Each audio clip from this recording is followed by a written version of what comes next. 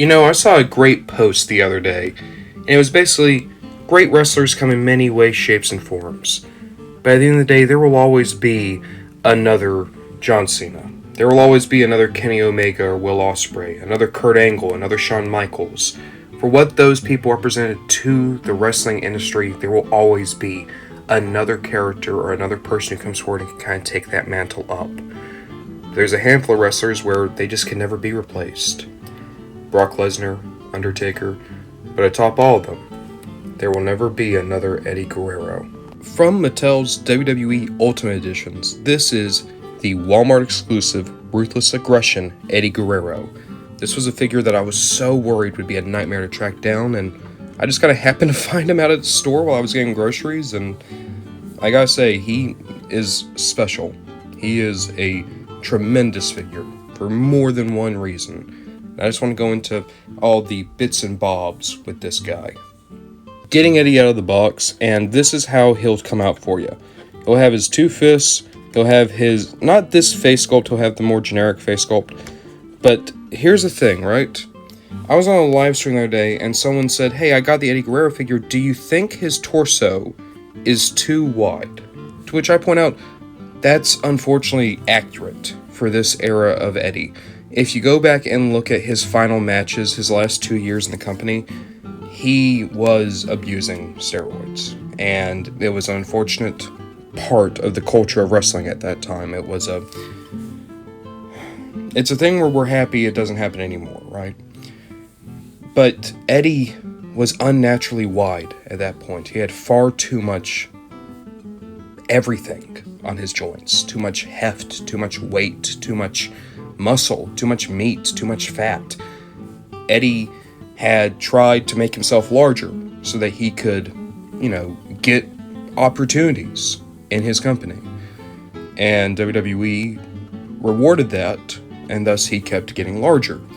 And then ultimately that wound up killing him. So, unfortunately, this incredibly wide torso is accurate to Eddie. And it's just a sad reminder as to why we lost him so early. In terms of the figure, though, you have so much to love. You have the short hair, which this was always my favorite look for Eddie with the shorter hair. I love this more kind of yelling, laughing head sculpt. It's perfect. They captured his head beautifully. You have the torso, which looks great. You have a capturing of his tattoo here on the arm. Even remember the little bit of red, which is terrific. And then you have the trunks. The trunks look just wonderful all the way through. They almost remind me of something like Macho Man would wear, but of course, this is distinctly Eddie. And then down here you have the boots. The boots also came out looking really nice. So altogether, this is a wonderful looking figure without any of the extra bits, but you do have a lot of accessories to work with. For one, you have two other head sculpts. You have the more kind of standard smirking, and you have a more, wide smirking. You have the belt. This was what the championship looked like at the time. It's one of my favorite looks for the WWE Championship ever. You have two gripping hands, which work if you want him maybe holding the belt, or if you have an accessory from another figure you'd like to use. He has these two kind of more gestural hands, which are perfect for a lot of the poses he would strike.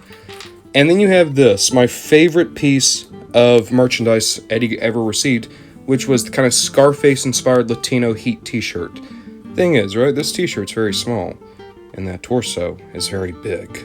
You might ask yourself, how do you get this t-shirt on? And I struggled with it a lot. So here's the best thing to do, is pop off his head, and then, weirdly enough, pop off his arms. This shirt is way too small to fit over his shoulders. So now we just have the torso, and we're going to try to get this over, and you can see it's still going to be a struggle. Dupe, come on. Come on. I'm putting it on backwards. Okay. That was a problem on my part. Let's see here. Come on.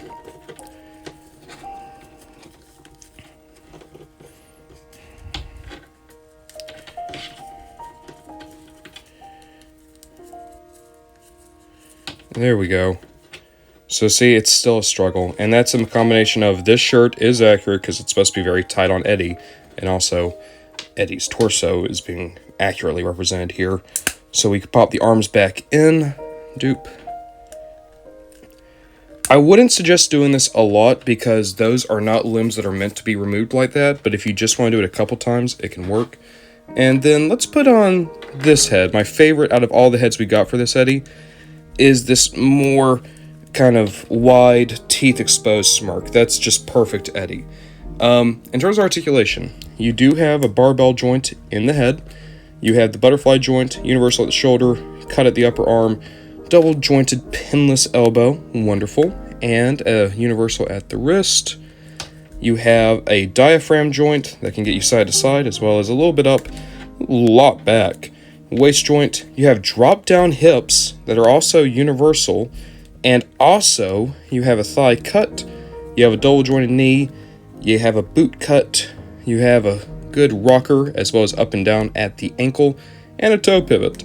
So literally, pretty much any pose you could want to get your Eddie Guerrero in, you could get him into with a little bit of work with how much articulation you have to work with. It might be fair to say that this is the best wrestling figure I've looked at this year. It's definitely in the contention for my top 10 for the overall year, and man, they just captured Eddie Guerrero perfectly. It is a definitive take on this wrestler, I think, in figure form. At least this era of Eddie. And I wholeheartedly recommend it. I wish it was just in the general line. It's going to be really hard to find because it is a Walmart exclusive. It's almost luck of the draw. But if you're able to get this figure, it is more than worth your money.